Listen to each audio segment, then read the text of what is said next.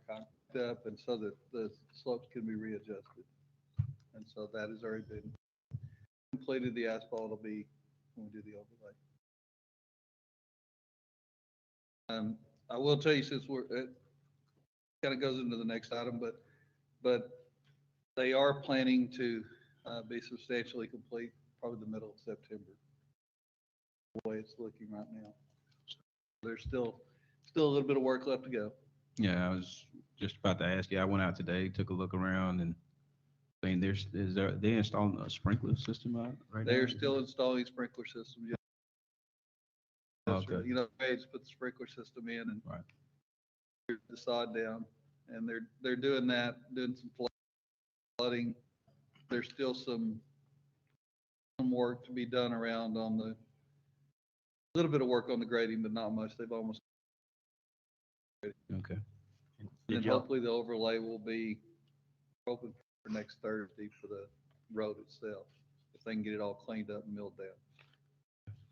And did y'all ever come up with design lights for that playground area? We have not got a price for that. We've come up with an idea for that. We have not got a price for it. I'm having the contractor at this point in the game is doing his best he wants to get out of town at this point, out of town, but out of the project. Out of the So- project. So Have we paid him up, or do we still owe him? we still owe him some money. That's good. We owe He'll, him. a pretty he'll good stay bit as of long as we owe him contingency. money. Yeah, we owe him a good bit of contingency. But the lights, any lights we do in the playground would be outside of the contract. It would be outside the scope of contract. Yeah, I realize that. I just pretty much commercial or public with it, that I think those lights got need to be in lights. place, Yeah, I agree with that. especially liability, safety reasons. Sure. And Mr. Thatcher, do you have an update on the mower? On the actual, are we getting that in? Have we got that? Is it, It's the more, will it be here in September? yes. In fact, it was supposed to be here by October. I didn't check see if it's Oh. in now, but it was, there. In fact, they had the tractor and the mower was coming. That's the last thing I heard is the mower's still coming, and I don't know that we have a delivery date. I'll find out and send y'all a note about it. Okay, and also with that, the railing that we're talking about in front of the pond, that was something that's outside the scope of the original No, contract. or is that's, it in there? should be that's in inside It's the in there? scope. Okay. There's been submittals going around, and that's still coming. That Okay. is inside the scope. All right, thank you. Is that gonna be metal? It's metal. I Yeah. believe it's powder coated. Yeah, I think that's what they told me that night we was out there. Yeah.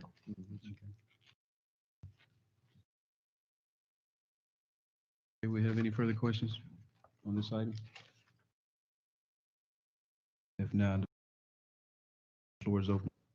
Make a motion, we pay in 1477.12. Second. I have a motion by Mr. Galen Adams, second by Ms. Sherri Sproul. Madam Secretary. Councilmember Chappelle, Aye. Councilmember Sproul, Aye. Councilmember Adams, Aye. Pro Tem Dale.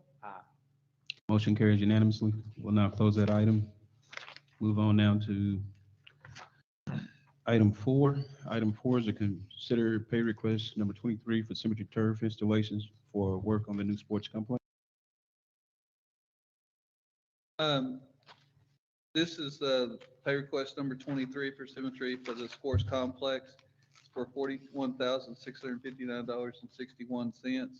Of course, retainage has been held out of it's for put away features and continue the grading, and then some sodding and irrigation that you see going on out there. Have they started any work on the entrance signs at all? Is that gonna be, No, we've got the change order for that, and they have not started work on that yet. Okay. We've got kind of in the middle of submittals on that, so now that you say that, that one may run a little longer than middle of I was September. gonna say, I was gonna they say, know you'll- that we're not accepting it until it's all done. Okay, I'll make sure they understand Yeah, that. the sign needs to be up. That won't happen in 6 or 8 weeks. 2 signs. Yeah. Have you heard them say, I know, but do you know what kind of cleanup or prep themselves, those ditches? I mean, they're pretty sad looking. They're grown up. It's pretty rough. Yeah, there will be mowing and they'll have to clean up the washes and things like that before we'll accept it. There's still a lot of seeding left to do. Yeah, I drove out the last 2 weekends just to see it and I know along the roadways, I know we have a little, cleared trees and I was wondering why they didn't seed that sooner. I mean, the growing season's almost over. It's going to be a muddy mess all winter out there. I don't see how they're going to get grass established unless they're going to sod every bit of it, and I don't think they are. No, that's not planned to be sodded at all. So Throw some rye in there or something, rye. quite possibly, I'll ask that question. It's That just, way, at least it'll have some roots in there to keep it from washing. oh It'll help gosh, minimize yes, the it's wash. just going to be washed in dirt and mud and silt's going to be all over the streets. I'm not sure. I'd make sure, that's a fit, when you Exactly. pull into it. And I know the power line has a right of way there that they cleaned out a few months ago and that made it maybe need some grooming and some work around that for sure. So if there's anything else like that that you guys think of, if you can let me or one of us know, we're actually going to have a walkthrough, kind of preliminary thoughts on Thursday. Guys, something that you want, or if you even want to come out the time. We picked Thursday at 1 o'clock to do it, but anyway, I think that what Tim and Sherry said is very critical and key to the whole promoting this complex. First impressions. And we want that entrance on both sides. And as you drive down on both sides of the street, you want that curb appeal to look nice. okay. If people drive in and start the way it looks now, it gives them a false impression of what the complex itself, as they drive further in, may look like. Yeah, just trim the underbrush, trim the Yeah, limbs, so- just shape it up. I think that's critical that we make I sure think we that looks discussed good. that night when we went out there. I think a lot of us had questions about that. So I think that's very important now for them. Okay. Fairness to Laney, I personally would like to request Jason Bell come and talk to us a little bit as we wind this project up. I have a few questions for him I'd like to ask him directly. So if we can get that to happen.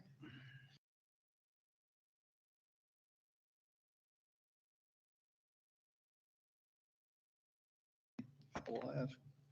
Okay. Do we have any further questions on this item? Okay, the floor is open for a motion. Make a motion that we pay request number 23 for cemetery turf installations for work on the new sports complex for $41,659.61. I'll second it.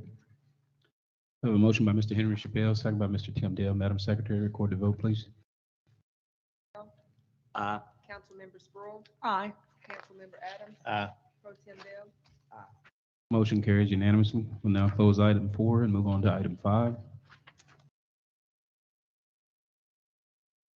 Is to discuss and consider an options improvements at the police station. So I believe you have on your agenda packet that we got from Wood Air Conditioning. They, of course, this is a design build project that we're working on with Wood Air Conditioning, Freever Complex and architects and engineers. The group got different ways of resolving the problems that we have at the police station. Essentially, the problems that were identified included, of course, difficulty, if not impossibility, to install some of the filters in the air conditioners. And then the things that came up that I don't know had been mentioned in public before, but some of the ventilation in some of the restrooms, evidence rooms, things like that were determined to be inadequate. And so what we did is we tried to get together a project that would resolve all those issues at one time, so that everything would work. What we came up with was essentially adding 3 new air conditioning units, essentially in the same location as the ones that are, but reworking the ductwork piping structure on the roof to resolve the problems of getting to the filters, resolve the problems of the leaking roof, and then use another unit with the variable flow system to and some exhaust systems to help the evidence, the restrooms, and to control the temperature in the areas that were inside that before you just got hot, basically. They were difficult. Combination of it considered several different options, came up with a combination, as I just described. The price in all for a turnkey system was $319,325 this year. And so I think, visiting with the police chief, I believe this is what they needed to get them satisfied, and we need to make the roof and everything sound at this time, so. Do you remember what we had budgeted for this amount? We had 150,000 budgeted, but after that was last year, if you remember, we put it together not knowing exactly what it was gonna cost. And I believe that was what we had the year before that for it. And then when we got in looking at this, we thought it would go to 350. So we have increased that budget to 350, so we'd have enough money to handle it here. So I feel confident about this number that came in. I was hoping it wouldn't be over that. So Lanny, this 275 that says it's for all HVAC, electrical and plumbing, does that have a little wiggle room in there? Because a lot of times when you get into projects like this, you start taking things and demo and wrecking things out. Next thing you know, you've uncovered a can of worms and you end up having to spend some more money before you can move forward to finalize the project. So I just want to know if that 275 has some fluff in it there to be able to offset any unknown expenses. So the way I'm approaching this is, since it is a design build project and we've essentially given them the authority to go through and do the research and preliminary engineering and investigate all of those things. This number we believe to be pretty firm. I can't say absolute that we'll not find anything, but we feel real confident with this number. Okay. I'm trying to avoid any gotchas or coming at with another bill shock and say, okay, guys, we need another 50,000 to finish this project. Yeah. You know, I want to make sure that Wood's got a pretty tight, figure here. They've dealt with this over the years as we've had problems, haven't they? They've dealt with this over the years, and I will say that we had probably more people look at this than the average time. We had an architect, a mechanical engineer, we had an EIT, we had an architect in training. We had wood air conditioning people out there. We had a ton of people trying to resolve this and get a project that would work in the most appropriate way. Okay. You can't say, I know. but I feel just pretty want to confident. know, but I know you can't say, but I didn't know if they put like 10%, extra in there to allow for some unknown. We're asking them to give us a firm price Okay. to go, and That's good. that's where we're at. And then another question I have for you, do you know on these VRF units, y'all already determined place the outside unit of the, do you already know you've got a place where you can put that? Wood air, when I get the final design, I'll know that answer, Okay. but I don't know the answer to that right now. That's one of those others that could be an unknown. If they don't already know where they're going to put that, we may have to make, Yeah. Adjustments to find a place to put those outside units for these VRFs. They say they know, I just don't know the answer to that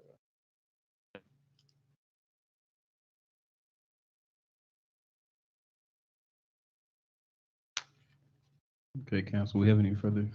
When are they gonna start this? As soon as you approve it. Proof? As soon as you let us know, yeah.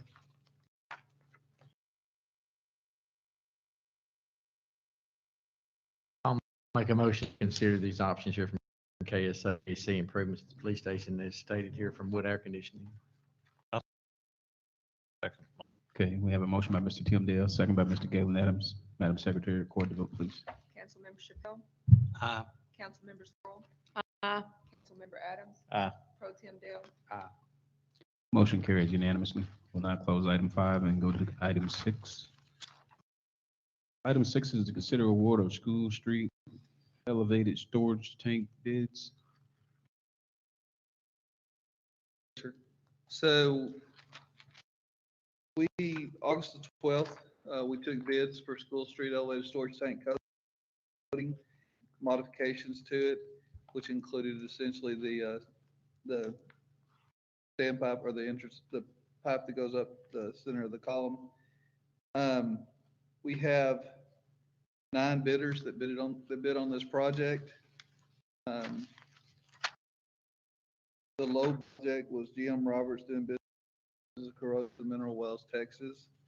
We have had experience with this contractor before. His bid with the alternate was $546,535. And we believe he's qualified to do the work. So you have worked with them before? We have worked with him before, yes, sir.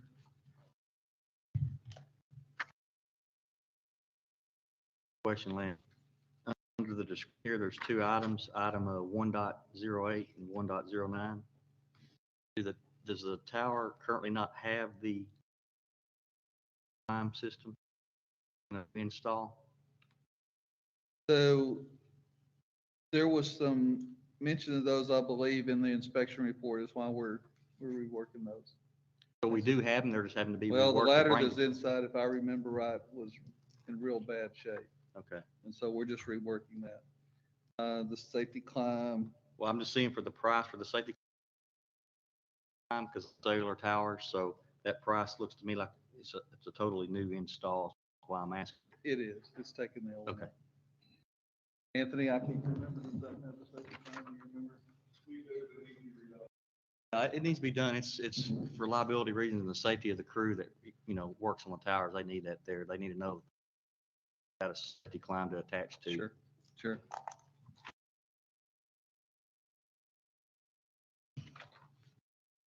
When will they start on this? So traditionally, if you award this tonight, it would take us about 30 days to get the contract back from. Then once we get that contract exercise, we'll get it over to the city, and however long it takes you to turn around, then we usually have a pre-con. It's about 10 days after that. So I usually tell everybody 45 to 60 days, something like that. But that's the general. Ballpark, what length of time does it take for them to do it then? This project, I would guess this project would be 60 days. I think we got longer than that in the contract. Yes, sir.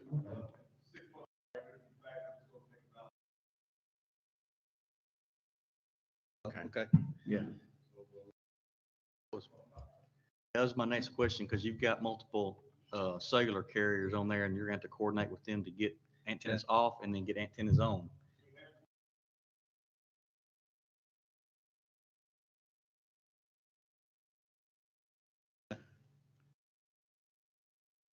As you can tell, Brittany in our office is handling this, and she's been the one meeting with those people. Okay. So I know the code, actual coding of to get to that We're point, looking at mid-spring or so, being through with it probably, mid-late spring. quite possibly, yes, sir. Okay. Hey, Ed, so how much do we budget for this project? I see it's 546 plus here. For the bond. It's part of the It's bond. part of the bond, okay? Yeah. Lenny, do you know how much the budget was? I know that we had budgeted 800,000 for it. It came in a good bit less. Than Yeah, I we was gonna thought. say, I think you came in. Yeah. Yeah, because Yeah, I they're- remember thinking it was close to $1 million, Yeah, we had 820, I think, and you had an high bidder that was in the 900 and something thousand. So we were on the high side in the middle of that one. I will say that our bids that we've been taking lately have been coming in very favorable. And this was no exception to that.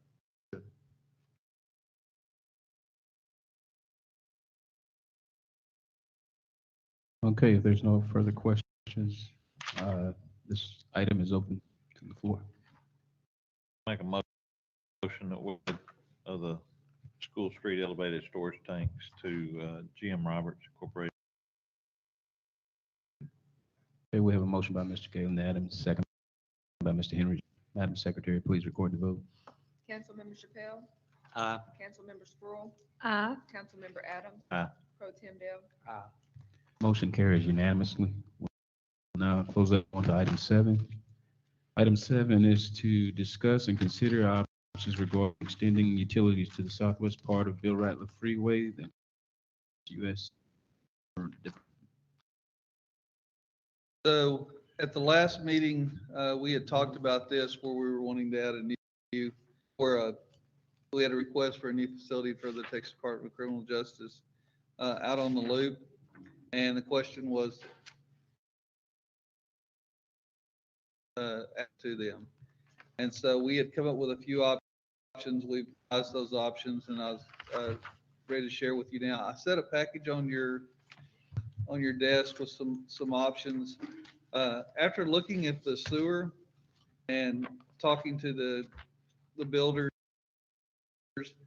we believe the best approach for the sewer at this time, due to the cost of it, would be to actually allow them to have an on-site sewer since they have acreage there to do such. Hey, excuse me, I don't have a copy of that. I get it here. I'm sorry. That's fine. I'm sorry. So the sewer in the package, but that would be our, and then Robert had some ideas, and Robert may want to have some ideas about, with the agreement that was put forth, that if we, or so of whatever footage that we determined of their property, that they would be required to tie onto the system. So the second phase of this that we looked at, Let me just put and in, we did, we're looking at how the impact of the development, we're talking about was how we can sewer that, the impact to increase the amount of reserve. Right now, we're looking east of town and down, or maybe taking it down the loop. And so we're looking at options on that. So the sewer be done in that extension of the sewer line. So we're looking at that option. We'll bring it to you in the future. We're working on it. In other words, remember the development. What's the impact on the system? Right. We need to build a line around town to get it to the sewer, and we could go across the top of the north and around the east part of town and down, or we could take it down. We're looking at options to take it down the loop, go right by here, and then fix it that way. So we're looking at options. Don't have all the costs or anything. We'll bringing that back to you. That's one we choose on this side, and that would solve the problem. They have the sewer there, and they could hook up to it. and expand on that a little bit more. We're just visiting with staff on a, seems like a continual basis on this project for the Anderson development, because it is somewhat complicated in the fact that the wastewater plant's on truly the opposite end of town, right catty corner across opposite, and over there is extremely expensive. So we're looking at other options outside of just inside the existing infrastructure that we have. We need to point out too, that a couple of years ago, we were notified by Lanny's KSA that our wastewater treatment plant was at 75% capacity. And the rule of thumb is when it's 75% capacity, you start planning on expansion. When you're 90%, you start construction, the expansion of the plant. So we've got that problem, plus the fact that any new development is adding, we need to get some kind of a line around the city so that we can't just run it through the old lines. Those are kind of critical, expensive, but we might handle. Mr. Thatcher. For sewer, Yeah, I mean, just for in the future. bringing options back, we'll bring an option up the next 30 days or so. maybe 45 days, but we're also having talks with the IDC. I noticed Nathan's in back there. And, it is for the water, it would behoove us to work together on that. It'll, once it's there, it'll open up industrial development or whatever zoning we want to put on it to be open up for development along the loop. So they would be interested in doing that also. I mean, as far as presenting to his board and talking about it, they have not talked about it yet. Okay, also, speaking on the future developments, if we choose that route, what's the statute as far as this BJ type deal is since away from that building?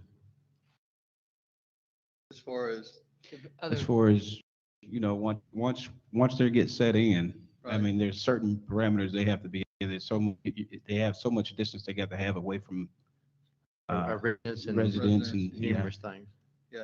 I believe right now they have acreage. Yep. Yeah, I haven't put that together yet or haven't seen their plan on that. Okay, here on what I'm looking at here, the TDCJ, they purchased that property, correct? They purchased How that much property. property is that? I don't, Robert, do you know the answer? 12 acres, Well, okay.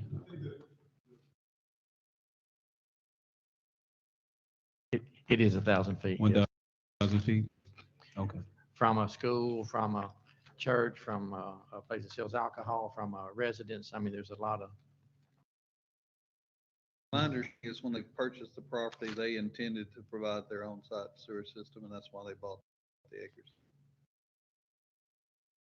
also be able to keep their distance from anyone else there, I'm sure, yeah. Okay. Thanks.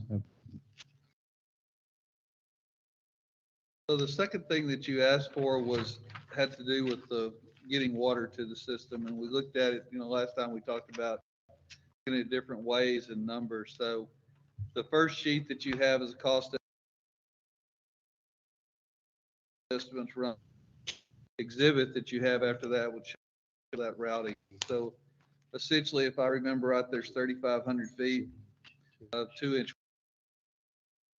water lines, an inch, run up to the property and dead end at the property. That would provide fire protection, and it would not do much, if any, good for future development to that one's economical as far as flushing, because in line, you'd have to flush. Second option we looked at would be essentially the same thing, but doing it with an 8-inch water line. That first option was 322,000, I believe. The second option is about 466,000. Of course, these inch water line, because we knew it was a dead end and we were thinking it was going to be there for a while. If you start flushing, that would allow for some development, but along that 3,500 feet.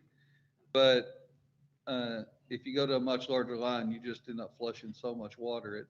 It becomes, sooner or later, it's not cost effective, just continue flushing water. The 2 inch is really not even, no, In my mind, really it's an not option. it's Yeah. not an option For at another, all. for another 100,000, 40, Yeah. another 140, you do 8. it's, And essentially what it is, you have the hole open and everything. Once you transfer over from an 8 to a 10, you have to handle the pipe a little bit different, but with an 8, it's just essentially the cost of the are material. they Is it- willing to is- participate? Any help with the cost of this? Do we know what they're? We haven't approached them to know exactly how much they're participating. I think their original anticipation was to ask for a variance to drill a water well at the site. Okay. So that was their original anticipation. this is where we've talked to Dathan, and it's possible if they participated half the IDC. Yes. And the next option is the one we really think is the best long-term option. Right. The 8 inch. No, No, we 10. haven't got to the right, the Okay. 10-inch, the 10 loop it right. in, Yeah. Yeah. it's about $1 million. And if we participate, it would, If the industrial foundation is willing to help us. and it opens up, it loops it, solves all the, that's the one we recommend. it solves all the flushing and all that kind of stuff, but it opens up both sides of the loop. For development. Yes, sir. Okay. That was what I was gonna ask, why is the difference, but I see now, there's 10-inch. twice as much line. We'd be Because you're investing in the. Because you're looping. There's twice as much line. You're going under a railroad Okay. track. There's a little Okay, bit, I there's a just- few more I just saw that. obstacles. We'd be investing in the future. Yes. You'd be Absolutely. investing in the future. I think you would help Tri-SUD boost their water pressures out there where they're tied on. There would be several benefits to this approach. Would that provide any type of redundancy, Lanny, meaning like if the line got cut on the south end, they'll still have water because it's tied in back up Because it's here? looped. You Yeah, could, because it's yeah, looped. valve it off. Right, So- it'd be a deal where it get cut on one side, but you could still Sure, reroute it if you had to. sure. I Okay. mean, it takes a little work, but. No, I know, but I'm just saying that would give us, one of the pros to that would be the fact Right. that, It is flexibility, and by looping it, it allows you to use water from both sides, and you don't have the stagnant water that you would have with just a single line running out there. And, if you can imagine an 8-inch water line, it doesn't take long and very far in that line to have a gallon of water. And every time, if you run 3,000 feet, I didn't calculate it, but several gallons of water. Thousands of gallons of water, actually. So when you have to flush it out, you're wasting that water every time you flush it out. so what is the process? So if we were to move forward, putting in a 10-inch water line there that's proposed here, what are the rules and regulations on the same, if you're gonna have to go ahead and trench or bore that in, can you not at the same time simultaneously put in a sewer line, parallel to each other? I mean, that's why I'm asking, what are the regs on that? Yeah, I see what you're asking. Sewer lines are a little bit different because you want to have gravity flow as much as possible. Gravity flow, a lot of times you end up following essentially the creek lines, if you can imagine. So they may or may not end up at the same location because of the way the terrain flows out there. So you may be doing a little bit of a different off. The other thing too is there are just a lot of options to look at here. We have, whether you're going to have to expand your existing wastewater plant. Is it worth expanding that existing wastewater plant at its existing location? Have to use water clean across town, as well as a lot of the water that's over there? Or do we need to consider putting a parallel train just like somewhere different? If we are, then maybe we drain it to a different location. So at this time, to put that extra bore in there, one thing, a contractor's not gonna give us a break for doing that. It's not gonna be enough mobilization to make it worthwhile. And we just don't have the answers as we're sitting here right now. We just keep developing new. Our original scope, we thought, would stay within the existing system, and it's kind of expanded outside of that. So we're trying to catch up with ourselves as we visit with staff and try to come up with the most proficient way to operate the system. So back to your 75% capacity question, when we are faced with have to, will that be to enhance the existing or add a new wastewater? Oh, that's what we're saying. Location. It's one or the other, enhance the existing. But since if we're able to bring sewer line down that side by it's possible. We have a wastewater plant there that we lease into Pilgrim. They're operating it. We could put one right next to it that's ours. And so instead of expanding one, we build one right directions. And then we could also pull up some of the city and then And free up some capacity. the other side, yes. Yeah, that's part of the planning. What the state requires is at 75% you start planning. Well, part of our planning could expand there, could be go somewhere else. Part of the planning process. And so this just kind of caught us at a time where we realized what we have, and it's time to start. I know this is just off Yeah, the top of your head, right. but are we talking multi-millions to add a new, I mean, I how was think it? we're talking 10 or 15 million probably, aren't we? That would be my guess. yes. I mean, I know it's just a off-the-wall question, but Right. We'll, it's- we'll have some new revenue coming in. Yeah. Yeah. On too, and And the way the bond sale was today, we could get it interest-free, right, Jim? And the other thing, essentially, if you do transport this waste to the other side of town, it might actually, it's gonna cost you, if not as much, it's gonna be close to get it over. Anyway. So these are just things we're looking at. We can progress forward and ask the IDC how much they'd be able to help us and try to Yeah. move forward with Flush 10 this inch. out a little more, kind of get Yeah. which option you Yeah. want, and then we'll Yeah. take it. Yeah, let's just keep moving forward. I'm, you know, if the industrial development's looking to help us, I'm 100% for that. I agree, and I think we need to write the first time. Yeah, you that's know. it. You need to go ahead and so to speak.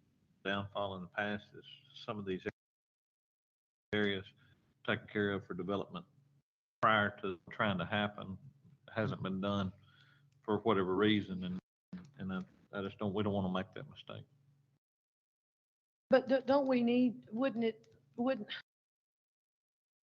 the chain hooked up in the proper sequence? Don't we also need to consider how we're going to zone all that area out there would also necessitate how much our needs individual entities would need, depending on how we zone it and what we anticipate.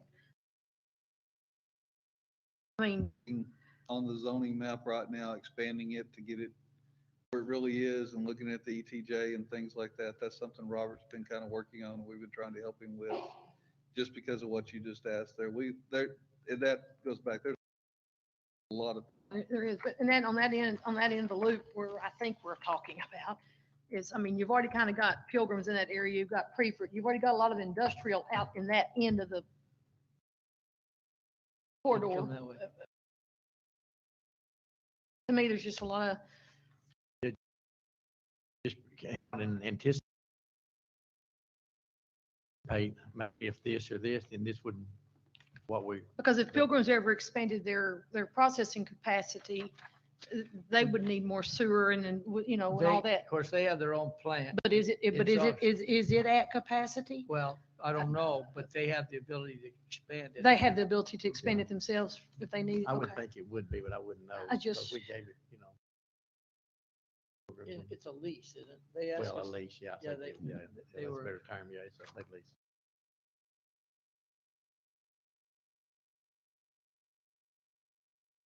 Okay. Okay, if there's no further questions, we'll open the floor for item 7. Really like to maybe pick which option you want us to not necessarily Oh. do, but But, yeah, move forward and flush out, you Do know. we actually need to make a motion on that then? no, no, Or just say, but which option, I mean, it's kind of obvious which option you, yeah, yeah, Yeah. I mean. You do could we make a need to put it in motion. Yeah. Okay. you can, yeah. I make a motion, we move forward with the the increased development on 271 corridor. I'll second I'll- that. Okay, all right, we have a motion by Mr. Do that. Galen. And Adam, second. Did you, Henry? Okay, you guys did it. We have a second. We have a tie, yeah. Okay, that's okay. Second by Mr. Henry Chappelle. Madam Secretary, record the vote. This is for Councilmember. Aye. Councilmember Adams. And out to you, I forgot to do it Go when we ahead. started, that Darlene is out for a few weeks. And Candace Webster is graciously accepted. He's doing a great job. Good job. Doing a great job. Thank you. for- That's not true. I'm teasing. Okay, Any for the president? appreciate it. Thank y'all for Okay, the that work. motion went unanimously. You go ahead and go forward with the last stop. And we'll go ahead and close items. Now, hearing and presentation on the 2019 drinking water. Mr. Anthony. Thank you for joining. This is our 2019 drinking water quality report, and we have no water. We're good. We've met all of our qualifications, met all the MCLs. So, if y'all have any questions? Anthony, how does this compare, say, the previous years when you're looking at the numbers and looking at the levels? Well, they're different every year. Okay. I mean, but our numbers are pretty consistent. So we're the thing that we look at the most is our oxalic acids. And then almost all this that we get reported here, the state comes in and pulls samples. And then we just pull it off of their website. And so we keep it that if it's getting a little high or whatever, we go in and adjust the chemicals, get our numbers right. So it helps us as much as it helps the community to know what we're doing. Well, that's good to know. I'm glad we got some clean drinking water. Hey, we got a good staff takes care of this. If people know how that works out there, you can't put it on autopilot. You gotta No. have the trained and know as they see things come up, they adjust it to keep it. So it's always consistent. And Well, that's- one of the good things about our water plants is we are on a SCADA system, so we're a flow pace. And what that means is, and I know Mr. Pell knows what it means, but the flow pace is when the water when people are using less water, our chemicals kick down. So we're not having to run back and forth to adjust the chemicals. It does it on its own. So that really keeps us in a steady pace. It'll also wake you up in the middle of the night if you need to get over there done. So We got a guy out there, but They still have to be on their toes. They do a good job. yes, sir, they do. And we have to, we do quality assurance measures every 2 hours to make sure that we're staying in compliance, not just what our equipment is telling us. We actually run bench Right. tops every 2 hours. So Do you find that a certain time of year that you have to make more adjustments than others? Is it always consistent, when it gets to a certain season? we gotta make- summertime, Okay. summertime, we use more water. Summertime, because of the heat, Mhm. the heat burns our chlorine up. So we have to keep that adjusted and keep that watch. And then what happens is then at nighttime in the summertime, we have to lower it back down because it's starting to cool down again. So it's always but that's what that flow pace helps us Yep. with. okay. Well, we thank you there, Mr. Yeah. Razor. We're Yeah. thankful for our Yes. good. Take care of this stuff. They do a really great job. They I'll do. give them kudos. Mhm. Kudos. One thing, y'all, I noticed, not necessarily, I'm Okay. just, I watched a documentary on Netflix the other night, and it's about drinking water, and actually goes to Paris, France, and they're really super intense on their drinking water. They provide fountains all over town where people can bring refills and do it. They even have fountains where you can do sparkling water. I mean, things like that, as you look at what places all around the world do, clean drinking water is essential. And it's something that, we should take pride in, and it's a good thing. So thank you. We do. And if y'all haven't had any, our new plant, if you haven't had a tour, you really need to come out there and look at the new plant and have a tour of it. It's really impressive. Good. That cultivating plant. Good. Do Thank do we you. need a public hearing on this or just present it? Well, it's open to the public. Again, No, It's action over. item. Yeah, do we have any? No comments. typically we don't. Thank you. Thank Thank you. you. Thank you, Anthony. Thank you. We appreciate it. Thanks. Okay, we'll go ahead and close item 8, and now move on to item 9, which is a public hearing to discuss the voluntary annexation of 453.53 acres of land adjacent to the city of Mount Pleasant, generally located on the north side of Interstate 30, west side of State Highway 271. Good evening, Mayor and Council. Good evening. Good evening. Good evening, Robert. I kind of want to read into the record some of this staff report, just so it gets on the record. So we're public hearing this Yes, morning. sir. Thank you. On July 21st, 2020, the City Council did adopt Resolution Number 2020-11. And that basically directed staff to proceed with this annexation process for a 453.53 acre tract of land on the north side of Interstate 30, west of State Highway 271. came in response to a petition that was voluntary submission of a voluntary annexation. That was on June 16th. That was submitted by Caleb, who is an engineer with PTG Engineers and Surveyors, Inc.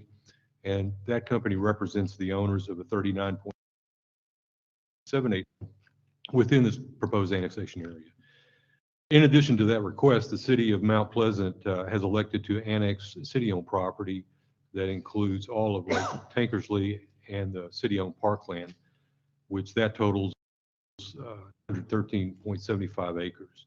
And that combined with the proposed voluntary annexation brings us to this number of 453.53 acres.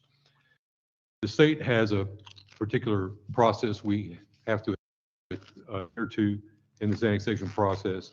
And tonight we're bound to hold a public hearing for the public for any public input concerning this annexation. There are other public hearings that will occur before we adopt any annexation ordinance hearing process tonight. We did send a letter out to the property owners. I believe there's about 5 property owners involved in this annexation, and giving them the date and time of the meeting and place. They're not necessarily here circumstances that we're under, so they can, I'm assuming, call in or email in response out that they're able to participate in the public hearing. We also sent a copy. I apologize for a typo I put in there. It's the same resolution we sent 2011, the same resolution that you adopted back in July. We sent a copy of that in an additional letter out to them, so they would have the resolution, and what's included in that was the city, the services that they would receive after that point. So at this juncture, we can open the public hearing and take input. The last part I will tell you, I did set the rest of the schedule in motion, the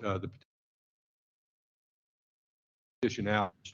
And then there's this 180-day period we have to get those petitions signed. Obviously, we don't anticipate that 180 days occurring. We should hopefully get that signed, and then we'll start the process of the 2 public hearings, come back to you. I noticed the other day too, Robert, real quick. Now, we've got a typo down here, I believe, on the last year, on the February 15th. That should be 2021, I believe.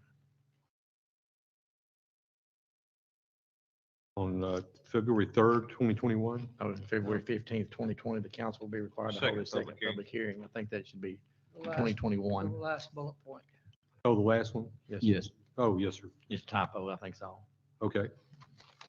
Yes, sir, I see what you're saying. That January 17th, 2020 should be 21. Correct. That's correct. Sorry. Too much in advance for me to think about. You're fine. But that is correct. So if the public hearing's open, I'll be glad to answer any questions. The city council does not need to take any action tonight on this. Okay. Well, floor is open for questions.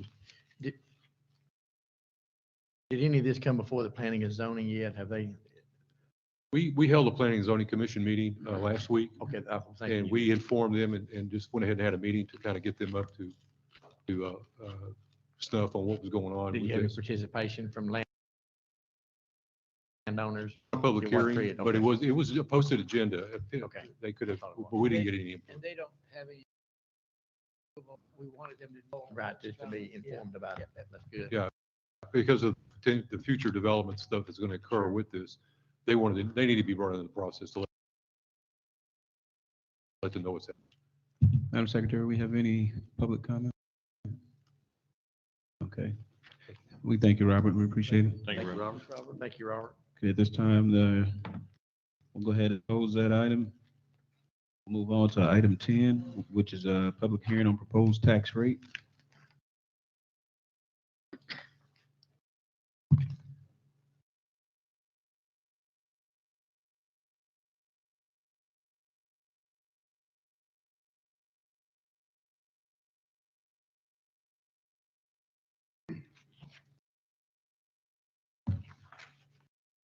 Welcome back, Ms. Reeves. Thank you. Good evening, council. Everything for the public hearing on both the tax rate and the budget. Okay, bring in a second, pull it up.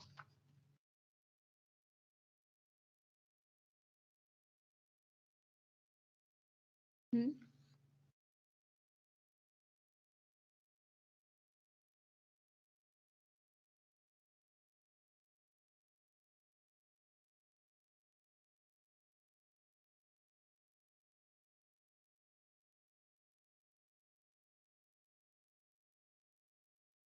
In accordance with, the city council must hold a public hearing on the budget, and on the tax rate. Um, But they're required the 5th day after the tax notice is given. We did post the tax notice on our website. It has been on the website ever since we've proposed the tax rate. We proposed the tax rate at our last council meeting. We posted it in the paper as required. Proposed tax rate that the council proposed was a total tax rate of 0.3678, and a cemetery rate 0.028, and and a debt rate of 0.0. This is significantly lower than last year's tax rate. Last year's proposed tax rate was 0.3, and then the cemetery last year 2.9, and then the debt rate last year. While we are a little bit higher on our debt rate this year, we are the debt on the park this year, and our interest and principal went up just a little bit. So our debt rate last year was 0.06. So there is just a little bit of an increase on our debt rate this year. And so that rate is what is causing our debt rate to go up on our side. But as you know, our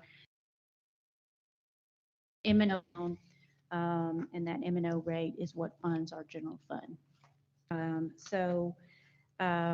If you go to the second, and it'll get the PowerPoint up here directly. I've included kind of what our tax rate ordinance language is going to be. Generally, when you see that tax rate ordinance, they require you to put in big bold letters whether or not it's going to increase or decrease. But for this year, our tax rate language will say that our tax rate will not raise more taxes for maintenance and operation. So it will actually be lowered. Now, we have to say how much or more it's going to, quote, be lowered than last year by the effective rate, and it's going to be 0.0. And it'll actually, if it was $100,000 home, it would actually go down. The rate would go down. So on the very front of our budget document, we do have to say how much more in total the tax rate, how much in total revenue would be generated with all the new value and everything going in to the budget. So our front of our budget document says that our total property tax rate will increase by $24,502, which is a 0.64% increase from all from new value that's been added from the roll, because actually new value generated 32,936. And of all that new value, all of that is going to help pay for our debt service.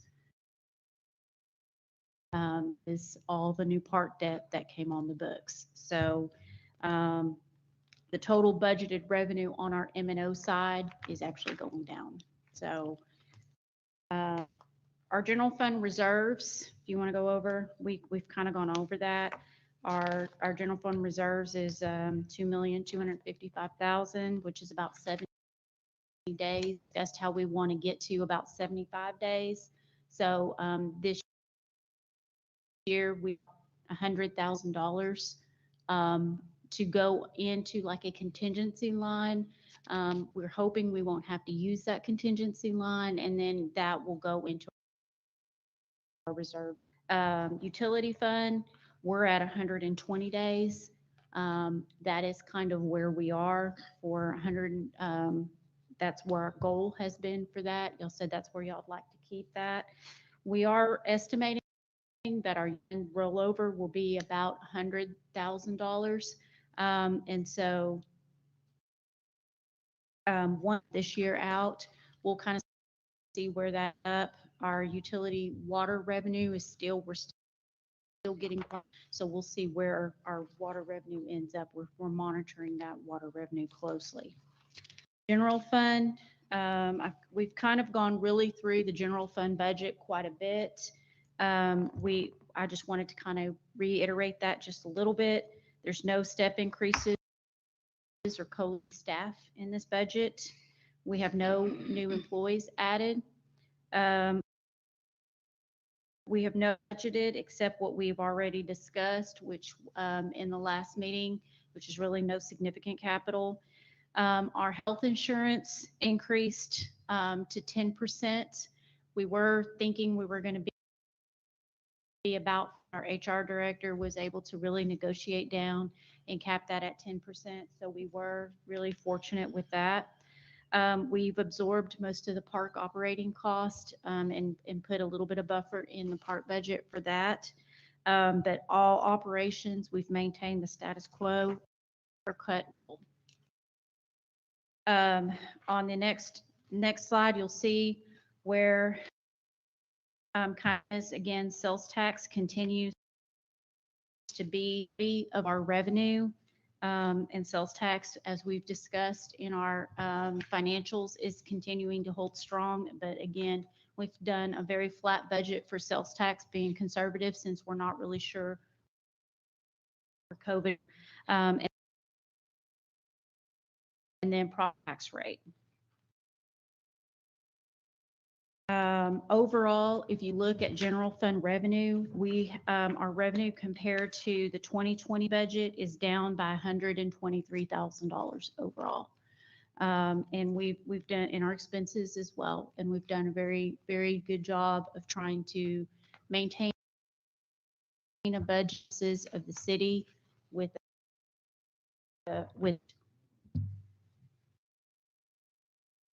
also, you'll see that I gave you a summary of the overall, what general fund revenue was, and an overall summary of the expense by department. Our tax supported debt, a 16.8 million in tax supported debt to be paid, 5.8 million in debt. Our next year's 9,300. And there's about $450,000 in street debt. All that's been budgeted. On our street fund, again, we're maintaining that fund balance of $2.4 million for our street project, future street project. We're working on the street, which we anticipate full year.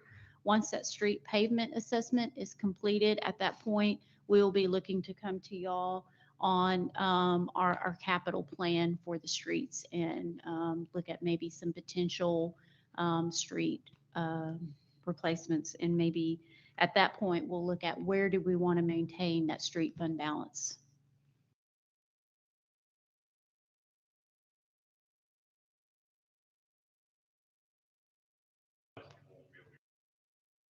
They can see us, but they can't hear us.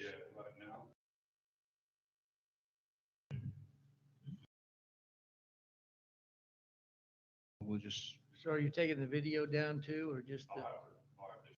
yeah, just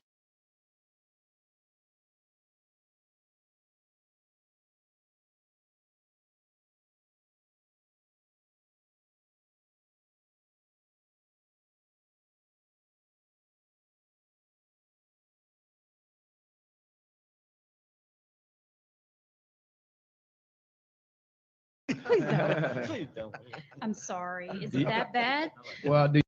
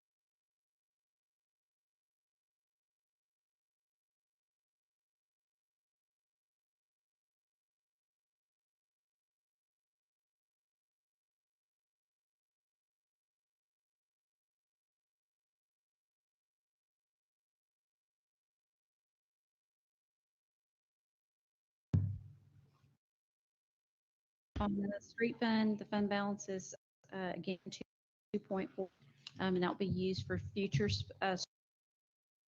street fund assessment study has complete and our capital projects, is done. On the next fund, you'll see the tourism hotel. For the next page, you'll see the hotel motel fund balance. Again, combined fund balances are now $94,815. And so we've done a very, as far as with the civic center, tourism funds, for the next fiscal year. If you'll continue to go on, utility fund. The water sales are the largest source of revenue there, followed by the solid waste and then the sewer charges.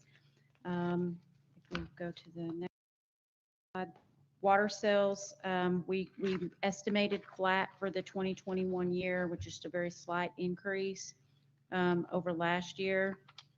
Overall, the budget is very conservative. We do have really no major changes in the water and sewer budget. And it's a balance, utility expense is a balanced budget.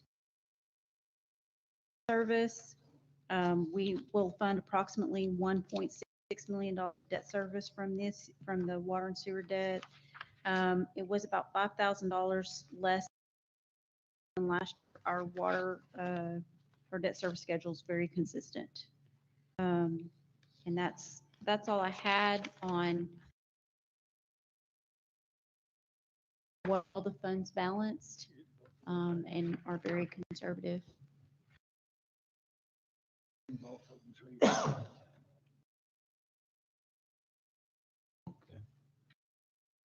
Okay, do we have any questions, council?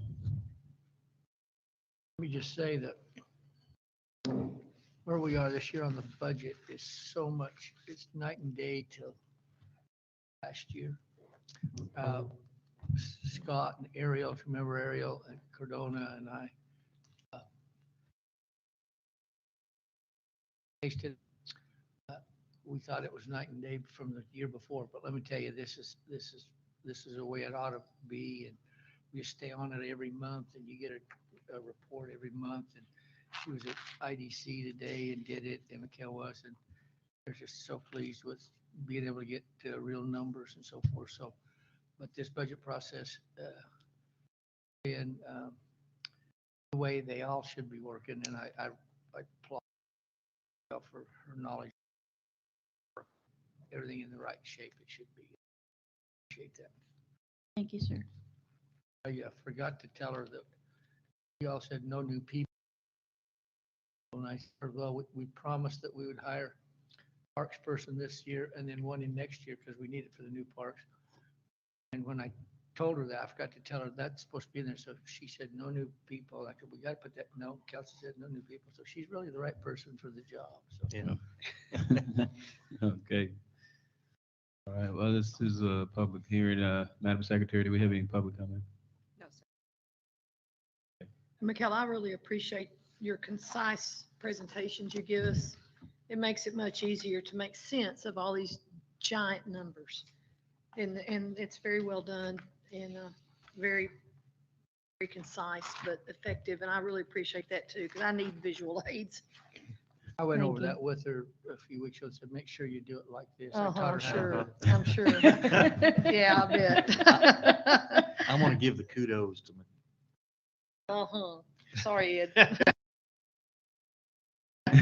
Excellent job, Ms. Reeves. Uh-huh. Did you, I noticed you kind of went over part of item 11 for us in that. Yes, I kind of encompassed it all in one. That way we wouldn't have to do two separate presentation. That way, I just Okay. kind of did a recap because for me, the tax rate is what funds the budget. And Right. for me, it's easier to kind of knock it all out in one presentation instead of doing two. Okay, well, for the record, that included items 10 and 11 on the agenda that she covered. And we didn't have a public comment, right? No, sir. Okay. We'll go ahead and, if there's no further questions from the council, we'll go ahead and close out item 10 and 11.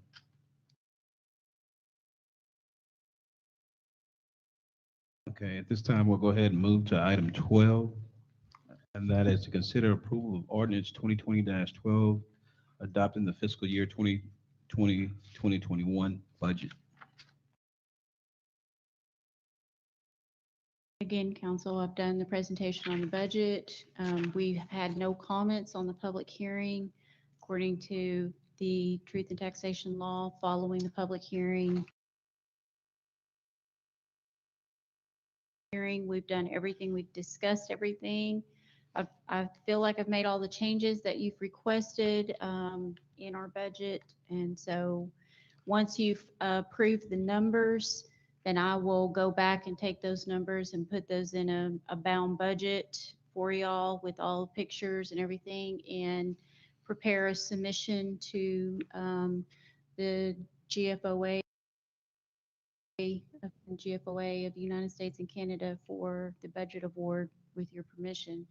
And hopefully we will get the Distinguished Budget Presentation Award for this year. That's my plan. We recommend approval.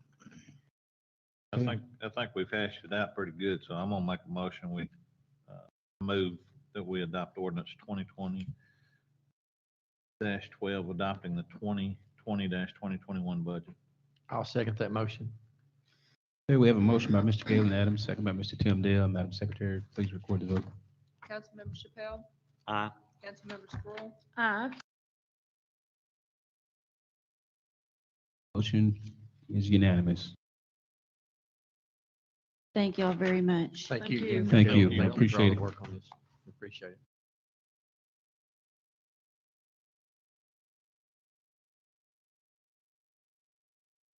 Consider ordinance 2020-13, authorizing the issuance and the sale of the City of Mount Pleasant, Texas combination tax and revenue certificates of obligation. Series 2020 levying an annual ad valorem tax and providing the security for and payment of said certificates, approving an official statement, providing an effective date, and enacting other provisions relating. Members, earlier you listened to Mikhail talk about the budget, your conservative budget, your excellent management, and is rewarded. Today, we opened bids for the sale of the certificates of obligation, and it astounded even me, and around for a long time. Sold a 20-year bond, and our low bid was 1.57%. Wow. We had 5 bids, and those bidders represent, if we took a list of the people that bought the most bonds and competed for the most bonds the last 5 years or the last year, they'd be in the top 10 every competed for it. Not only did the low bidder come in at 1.57, the cover bid was 1. You actually, and I'll go into detail, what made that happen was the excellent rating report and the clean financials the city has. When you were confirmed an A+ rating. Besides that A+ rating, we applied for what's called municipal bond insurance. You can pay a fee. That fee, a bond insurer will say, we'll insure you, and results in us having a AA bond rating. And here's the unique thing. Why a city would do that would be because the fee would be about what half the cost of the difference in interest rate. So we can calculate what the interest rate is on the AA versus the A+, and that fee would be half. In the case of the competitive bidders, they do it. And here's the unique thing. The 5 bidders, 4 actually applied, said they would purchase insurance to get their bid. Bidder, the Baker Group, actually didn't purchase insurance. They wanted your bonds just as they are and didn't want the expense of purchase insurance, which I would agree with, because Mount Pleasant is more likely to pay than an insurance company to pay their bonds, and so I want to tell you that's a tremendous rate. To give you a feel, when we came forward and I presented the plan of finance, we told you rates were at an all-time low. We projected because of that we would sell at about a 2.68%. Rates actually have slipped up just slightly in this last week, and maybe it's a convention, maybe it's supply and demand, but there was just a few points upward. At the same time, instead of selling at 2.68%, we sold at 1.75%. Doesn't sound like a big difference to everyone, but here's what the difference is. The night we talked about 2.68%, we said the 20-year bond, they have interest cost of $1,639,000. Bid that you received today has interest cost $989,000. It saves $650,000, 40% of the projected interest rate. I'm gonna put it in context and what I've talked to you about, and I think you may remember me saying this, or I may have bored you, but I told you that rates are all-time lows, but Texas cities are well thought of and sought after by investors, that we would sell at a cheaper rate than the index. And proof is, bond buyer index for the 20-year national GO bond on Friday was a 2.05%. Our bid was 1.57. We were significantly below what a national index of A-rated bonds would be of similar portfolio. Secondly, just to kind of give you a feel for how efficient this bond issue is that we sold 20-year bonds, and the way bonds are sold, first 10 years are called, and then you can refund the bonds after that. First 10 years of these bonds actually pay coupon interest rates of 0.35 to 1%. We don't hit 1% till the 10th year. It's pretty amazing when you think about how efficient we are in this bond issue. In summary, it was an outstanding sale, but what really made it an outstanding sale was the rating process. Right now, we're going through a lot of, like you, they're doing well and want to issue. There's some there in problems that want to do restructurings. And the rating agencies themselves are really proactively trying to say, how are our client, the people that we rate bonds, what do the ratings look like? And you actually are an example of what we consider the uniqueness of, I have some of our large urban, suburban type cities, they're hurt. Their malls are shut, their stores are not carry sales tax. But Ed and Mikkel provided a lot of background information besides the standard financial reports and budget. They also participated in a 2-hour conference call with the rating agencies, and they were able to explain to them that your sales tax are actually up. Ad valorem values are up. Your budget is ahead of budget, and also they indicated that we're going to have an ultra-conservative budget for 2021. Unique in here because you don't usually see them actually go to this level of detail, but I'm going to actually kind of mention a couple of things that they point about it, that they mentioned to it is, right now, and I indicated before that S&P has negative outlook on the U.S. government set. They have negative outlook on our economy. But what they said was that while nationally many manufacturers have faced difficulty implementing social distancing measures, whereas it has not occurred in Pleasant, its primary taxpayers have remained resilient despite the pandemic's severity. They indicate that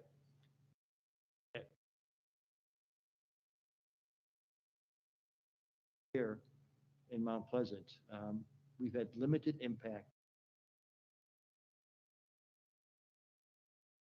We talked about, in their report, they talk about strong financial management, strong budgetary flexibility.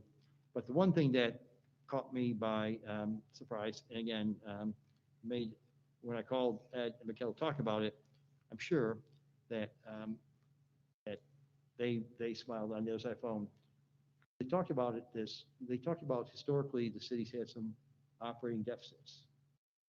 We talked about the new management team over the last 2 years. The seasoned management team put conservative practice and financial policies in place, resulting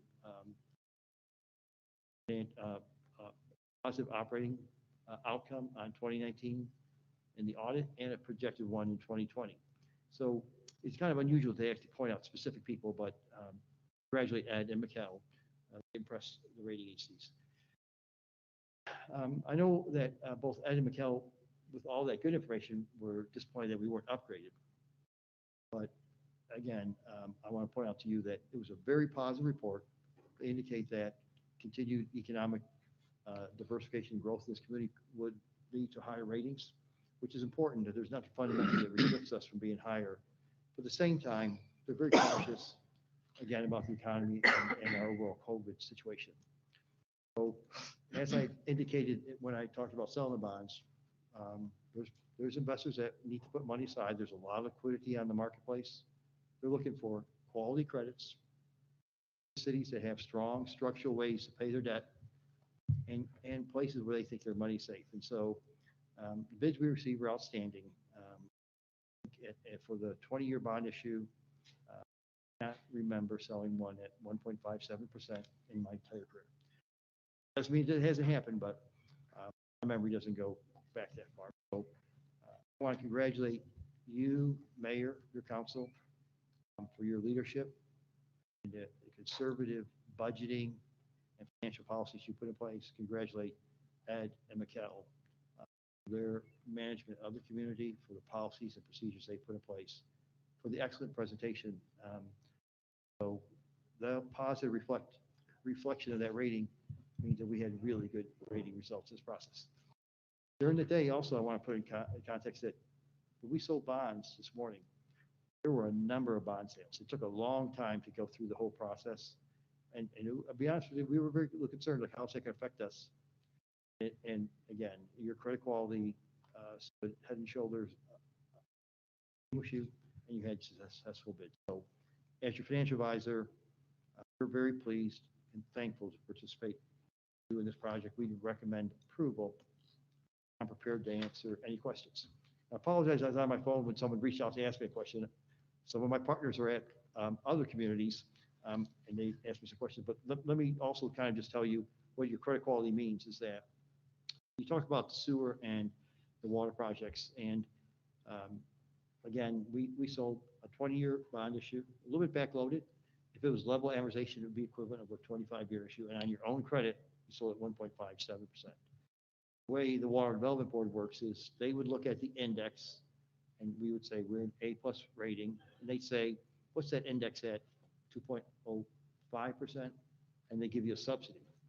So even if we sold a 20-year bond issue, we'd probably be somewhere around 1% for the life of that bond issue. At 30, maybe we'd be slightly under 1%. So rates are historically low, credit quality, access to market. Our Development Board has some subsidies that make your borrowing very efficient. Their market subsidy fluctuates just as the interest rates subsidy fluctuate. But if we'd actually had approval from them on a bond issue today, we would have been about 50 basis points, about half of water or sewer project. With that, I'll answer any questions, provide any additional detail. Yes. Again, we recommend approval.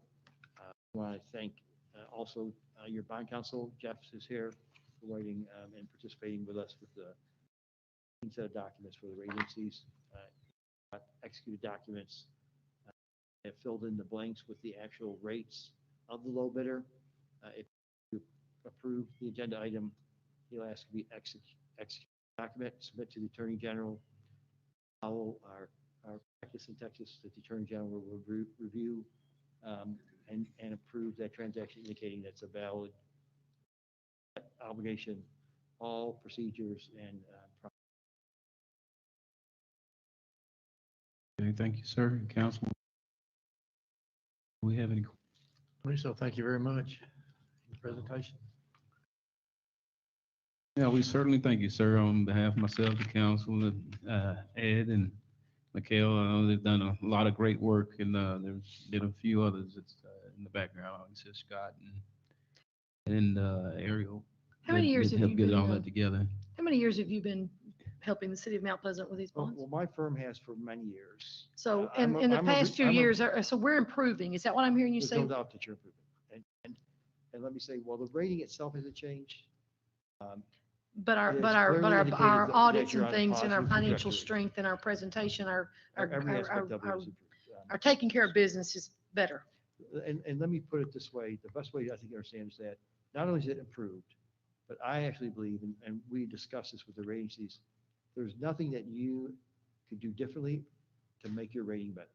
You have all the conservative policies and procedures in place, transparency, the way you operate is, ending, the factors that maintain our rating the way it is now is just, the community we live in, our demographics and our economy.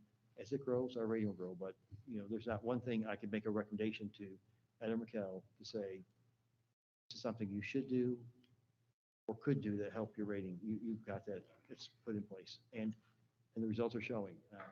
Again, they clearly indicate last 2 years have been very positive, the expectation that's going to continue. That's great news. Again, thank you, sir. We appreciate our management team.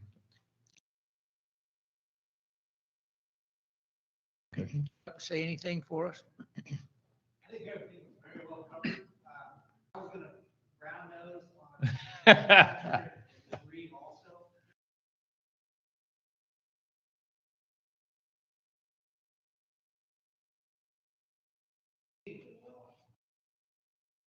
Impressive.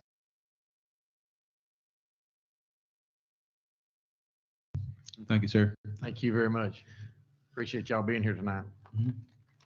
Okay, at this time, the floor is open for motion. I'm going to make a motion that we approve this ordinance 2020-13, authorizing the assurance of the sale of the city of Mount Pleasant of Texas combination tax and revenue certificates of obligation, et cetera, and all. I'll second that. Okay, we have a motion by Mr. Tim Dale, second by Mr. Henry Chappelle. Madam Secretary, record the vote, please. Councilmember Chappelle, Aye. Councilmember Squirrel, Absolutely, Councilmember Bowden, Aye.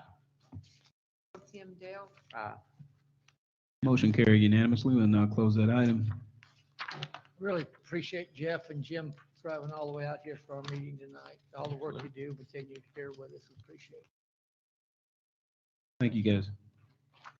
Okay, we'll now move to item 14. That's consider ordinance 2020-14, amending the 2019-2020 budget for Texas mutual aid reimbursement funds.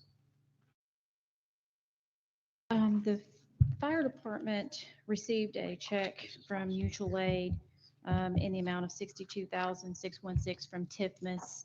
And when we were going through the budget process, we had talked about where there could be some funds, some equipment and stuff that the fire department had asked for in the last budget that we could potentially move to this budget. So we had gone through the budget and looked at some areas that we could potentially cut from the general fund. Miss monies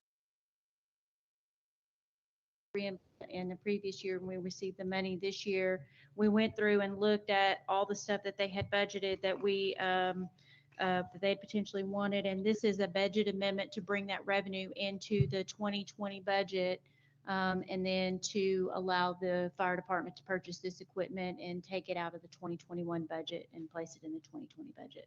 So I'm asking for your approval to use the TIFMAS reimbursement money for the fire department to purchase this equipment that we had originally budgeted to purchase in the 2021 budget. So this leaves us an additional $61,197 that we wasn't.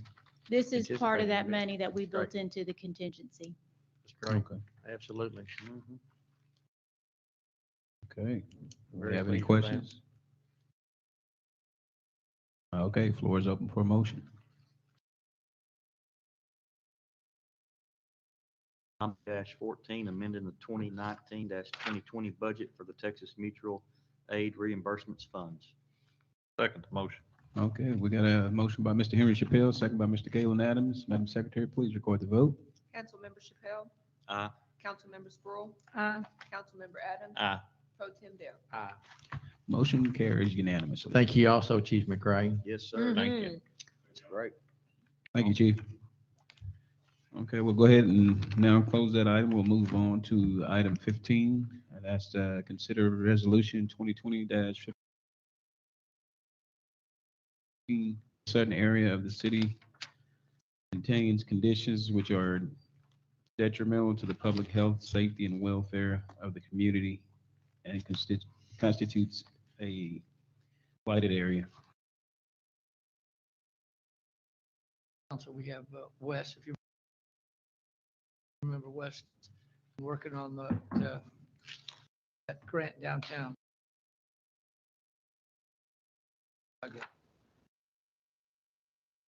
Council, okay? Yes, sir. Very. Item here, I have two items.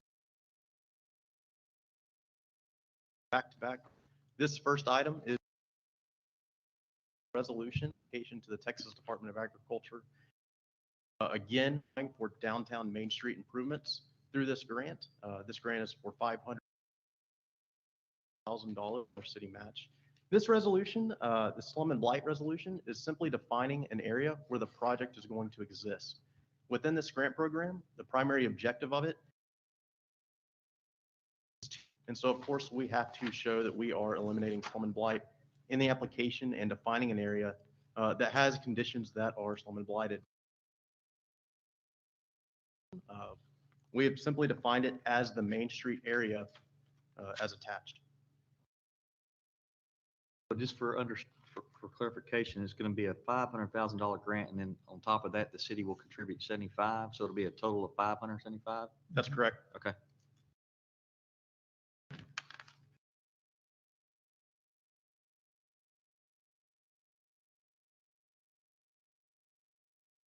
What time frame as far as when you would know that we get this? Realistically, right now, it's probably between 2.5 and 3 months after the grant application is submitted. Maybe. Application will be submitted on September 1st.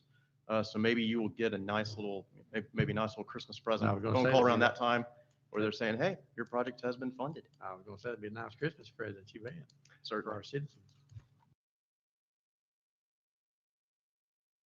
Ed, the 75,000 that the city would be reliable for, is that, do we already have that factored into the budget? Yes. Okay. What does blight mean? Falling apart. Yeah. Okay, kind of It's a very nice de- way, Decaying type? Decayed, yeah. Okay. absolutely. That would not facilitate, easy use for folks that certainly need to, maybe need a handrail, maybe need a wheelchair, a walker, scooter, Gotcha. cracks in the sidewalk, Roadway. uneven pavement, Okay. steps. I don't know how many of y'all have had the opportunity, but as I go through town a couple of times a day, going back and forth to bank and such, this gentleman has been downtown, talking to the people from downtown. I'm not talking about one day, I'm talking about several days. And just so the people know, he's getting paid out of the grant. We're not paying him anything, We don't correct? get it, he doesn't get it. If we doesn't Right. get it, he doesn't get any money. So he's been downtown talking to the people in that work in the areas that we're looking to try to improve, and that impressed me. I mean, a lot of times you see these guys come in and they'll do, just trying to get a deal, and they'll he's been down there trying to figure out what needs to be done. That's great. They're doing a good job. So I just want to make sure the public knows that this gentleman is doing his work. Let me add that Miss Patty Alexander, who's on the Main Street Board, but is also I think the chairman of the Downtown Merchants Association through the chamber. She took the assignment to agree to get with Wes and the engineer and to go around, help them point out where we need to do so she's been working in the sun also, and we Yeah. appreciate her doing that. You bet. We're very proud of our downtown, and we're very supportive of our downtown merchants and our Main Street program, and we appreciate you being involved and added what you've been able to add to it. I want to and remind working you with that, them. that Trailer and Associates, I've been working with them since 1982, bringing us free money for years and years. And Wow. his, He's just a kid then, wasn't yeah, his dad and I did this for so many years before he was even born, so. Were you Mhm. born? I was born in 1989. Oh, Yeah, my. so- Yeah, I was in another city after that, so, yeah. I do just want to thank you all for getting many folks in the community involved in this project. As Councilman Adams was saying, you know, he drove by, he saw us checking everything out and looking at different locations, but Mr. Thatcher, whenever you got Patty involved, and she also got Kelly Redfern involved as well. Good. They walked us and the engineer all throughout downtown and Great. really kind of showed us some areas that do need some immediate addressing. And so we're just thankful whenever we get to work with a city that does want to be involved in the application process. There are many other cities in Texas, I hate to admit, that don't always get that involved in these applications. You know, they say, hey, tell us where we need the project, but it's great to see this community input. So Wes, once it's determined the dollar amount that we're granted, and you have that number to work with, how soon can you get us a design or rendering so we can see what the improvements will? Absolutely. After we get this thing funded, we'll start going into what's called a contracting period with the tech teacher. They're going to look at the application as submitted and start asking questions about the locations of these improvements. I expect that process, they start awarding us or handing out notifications maybe around that late December timeframe. We'd start getting into that contracting phase, maybe mid-January, early February. That's me being optimistic about the process. It takes a little bit of time with the state agencies sometimes, but they are great to work with, and the engineer that we work with as well on this, Schaumburg and Polk, they've been very helpful with us on many of these projects throughout the state and getting renderings as well. I have supplied Mr. Thatcher with a map that is really one of the first renditions of where we think some of these locations will be in the downtown area. He has a copy of that. I have more copies back at my desk, and I'm happy to hand those out right after this item. Okay, thank you. I have a question. How, and maybe we may have already answered this, forgive me, sometimes I forget. How did we come to dollar potential? How did we come to know about that? Well, because of my experience with trailer, if you're in a community that needs water, sewer, streets, divided in income areas, they're the ones that, I mean, you should have an application, in my opinion, every year that you can do it. And so I happened to mention to Lanny one day, several months ago, heard of Trailer and Associates. And he goes, I do projects with them.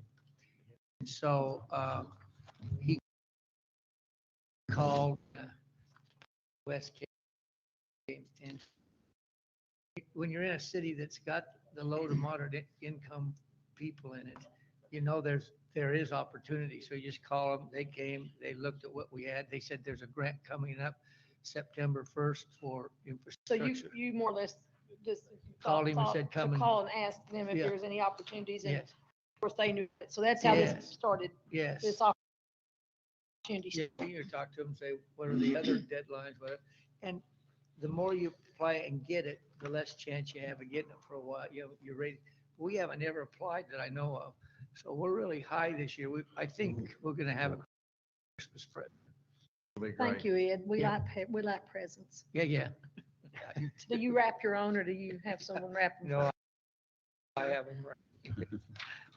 The You can only downtown, imagine. the downtown is very important to our city. Yes, it is, and but being forward thinking on this to help get us all that we can to improve our city. Good job, Ed. And we think, Thank you. We Do you have a- have any other questions on this resolution? Someone wants to know how much we're That We he's getting pay- paid out of the We grant. pay him $49,000 out of the 500 if we get the grant. But then that's not just to write the grant, that's to administer, Execute it. paperwork's done and Mhm. the whole thing through the year, however long it takes. So they'll set up filing and do all the administration too. Good question. Okay. Appreciate that. do we have any further questions on this item?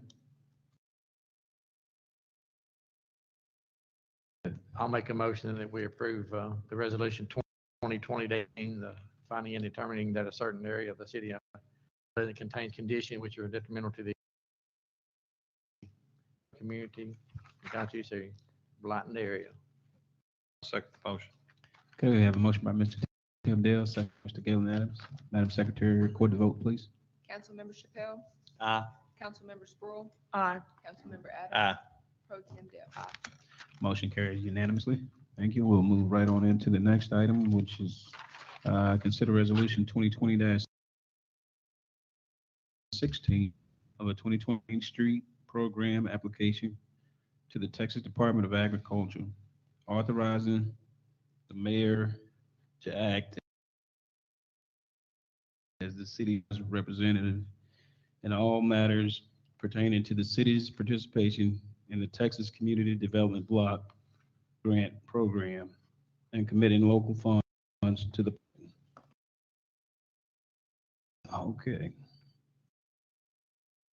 This is authorizing us to. It's submit just the grant. authorizing submittal? Yeah. Okay, well, we've already discussed it then, so I'll make a motion with, to resolution 2020-16, authorizing submittal of 2020 Main Street Program application, Texas Department of Agriculture, authorizing mayor to act as city executive, authorizing representatives in all matters pertaining to the Community Development Block Grant Program, local funds for the project.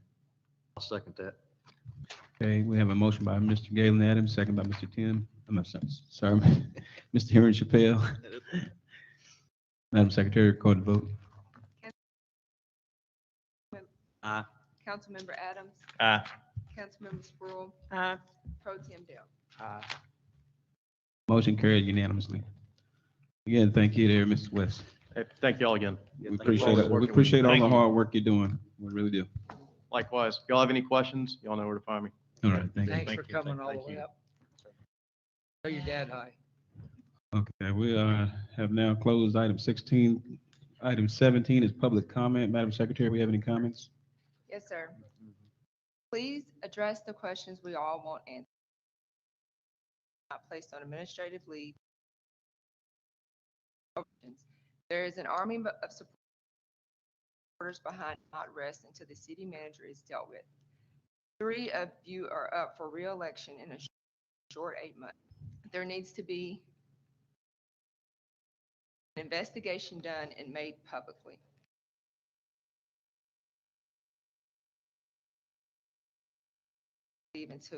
Until a public or formal investigation is done regarding the sexual harassment charges. His contract, we do know other cities have released him for similar. Please release Ed Thatcher from his contract immediately. There should have been a public investigation done, other cities and organizations. Does it have a name?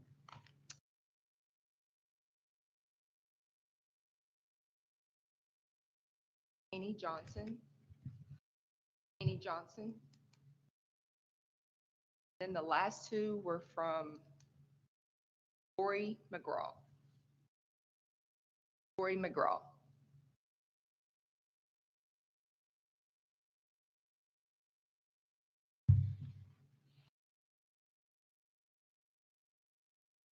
Okay, it's ongoing and that we have no comment on those right now.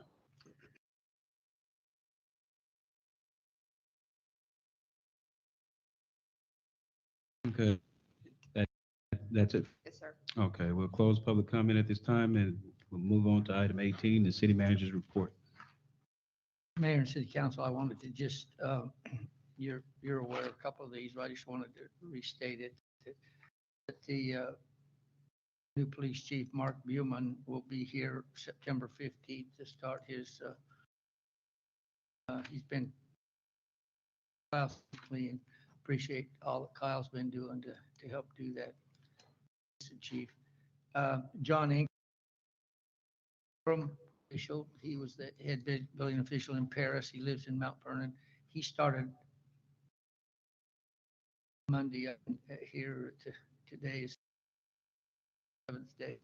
He's hitting the ground running and doing very well. And he's over, of course, building official and then also code enforcement. So we're finishing up remodel the code enforcement area, which is utility building and that. And then they'll be moving from City Hall across the street over there to be, yeah. We'll also be locating over there. And then we just offered a job to Rick Harris.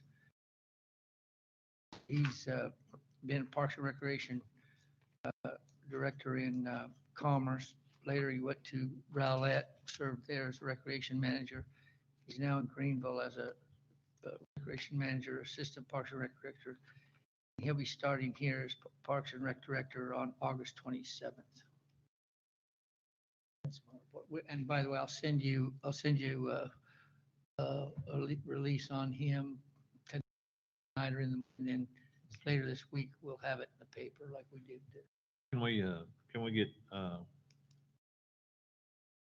can you send us their contact information when they get started working? Yes, sir. The building official Yeah. now and then Parks Yes. Director, when he gets to work. Where's he coming from, man? I'm sorry, the parks, where was his previous employment? He worked in Commerce, Commerce? then he worked in Rowlett, and now he's working in Greenville. And I never knew him till now, but I know a lot of the other people that know him, I know him. We look forward to working with them. They will welcome your Okay. city. Thank you for that report, Mr. Thatcher. We'll now close item 18 and move to item 19, which is our executive session. Pursuant to the Open Meetings Act, Chapter 551, Texas Government Code, the City Council will recess into executive session to discuss the following, and that's litigation, consult with the city attorney concerning legal matters, the Texas Government Code 551.0071, personnel matters to discuss the appointment, employment, evaluation, reassignment, duties, discipline, or dismissal of a public officer or employee. This is concerning the municipal judge. Council is now headed to recess.